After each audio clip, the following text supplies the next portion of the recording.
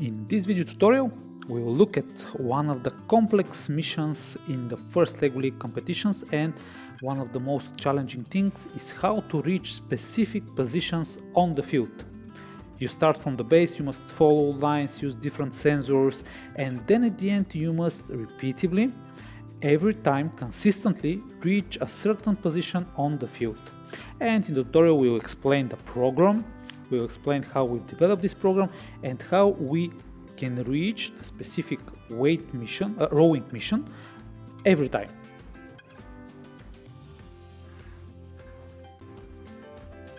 Find this and more tutorials at FLLCasts.com.